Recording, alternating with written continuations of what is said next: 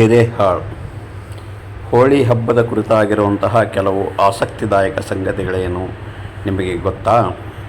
ಪವಿತ್ರವಾದ ಧಾರ್ಮಿಕ ಹಿನ್ನೆಲೆಯನ್ನು ಒಳಗೊಂಡಿರುವ ಹೋಳಿ ಹಬ್ಬದ ಆಚರಣೆಯ ಹಿಂದೆ ಕೆಲವು ಆಸಕ್ತಿದಾಯಕ ಸಂಗತಿಗಳು ಅಡಗಿವೆ.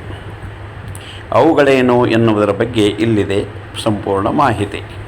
ಹೋಳಿ ಹಬ್ಬ ಎಂದರೆ ಜೀವನದಲ್ಲಿ ಸಂತೋಷವನ್ನು ಹಾಗೂ ಹೊಸ ಬಣ್ಣವನ್ನು ನೀಡುವ ಪವಿತ್ರವಾದ ಗಳಿಗೆ.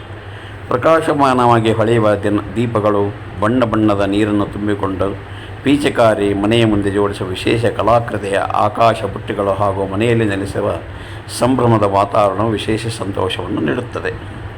ವರ್ಣರಂಜಿತವಾದ ಈ ಹಬ್ಬದಲ್ಲಿ ಜನರು ಪರಸ್ಪರ ಸಂತೋಷವನ್ನು ಹಂಚಿಕೊಳ್ಳುತ್ತಾರೆ. ಈ ವಿಭಿನ್ನವಾದ ಹಬ್ಬದ ಆಚರಣೆಯನ್ನು ಭಾರತ ಹಾಗೂ ನೇಪಾಳದಲ್ಲಿ ಮಾತ್ರ ಆಚರಿಸುವುದನ್ನು ಮಾತ್ರ ಕಾಣಬಹುದು. ಹೋಳಿ ಹೆಸರಿನ ಮೂಲ.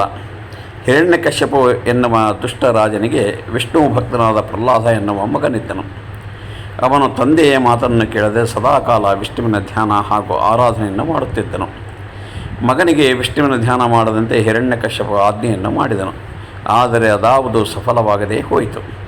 ನಂತರ ಕೆಲವು ದುಷ್ಕೃತ್ಯವನ್ನು ಮಗನ ವಿರುದ್ಧವಾಗಿ ಮಾಡುವುದರ ಮೂಲಕ ಅವನಿಗೆ ಪಾಠ ಕಲಿಸಲು ಮುಂದಾದನು. ಆಗಲೂ ಸಹ ಯಾವುದೇ ಸಂಗತಿಗಳು ಫಲಕಾರಿಯಾಗಲಿಲ್ಲ. ನಂತರ ತನ್ನ ತಂಗಿ ಹೋಲಿಕಾಳ ಬಳಿ ಹೋದನು. ಹೋಲಿಕಾ ತನ್ನ ತೊಡೆಯ ಮೇಲೆ ಯಾರು ಕುಳಿತುಕೊಳ್ಳುತ್ತಾರೋ ಅವರನ್ನು ಸುಡುವ ಶಕ್ತಿಯನ್ನು ಪಡೆದುಕೊಂಡಿದ್ದಳು. ಹಾಗಾಗಿ ಪ್ರಹ್ಲಾದನನ್ನು ಸಹ ತನ್ನ ತೊಡೆಯ ಮೇಲೆ ಕುಳ್ಳಿಸಿಕೊಳ್ಳಲು ಹೇಳಿದನು.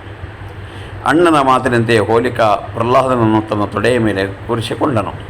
ಆದರೆ ಪ್ರಹ್ಲಾದ ಹರಿಯ ಸ್ಮರಣೆಯನ್ನು ಮಾಡುತ್ತಲೇ ಇದ್ದುದರಿಂದ ಹೋಲಿಕಾ ಸಂಪೂರ್ಣ ಸುಟ್ಟು ಭಸ್ಮವಾದಳು. ಪ್ರಹ್ಲಾದ ಬೆಂಕಿಯಿಂದ ಹೊರಗೆ ಬಂದನು ಎಂದು ಹೇಳಲಾಗುತ್ತದೆ. ಹೋಲಿಕಾಳ ದಹನದ ಹಿನ್ನೆಲೆಯಲ್ಲಿ ಹೋಳಿ ಹಬ್ಬವನ್ನು ಆಚರಿಸಲಾಗುತ್ತದೆ.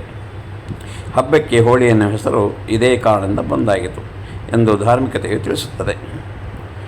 ಇನ್ನು ಸತ್ಯಕ್ಕೆ ಎಂದೂ ಸಲ್ಲವ ಜಯ.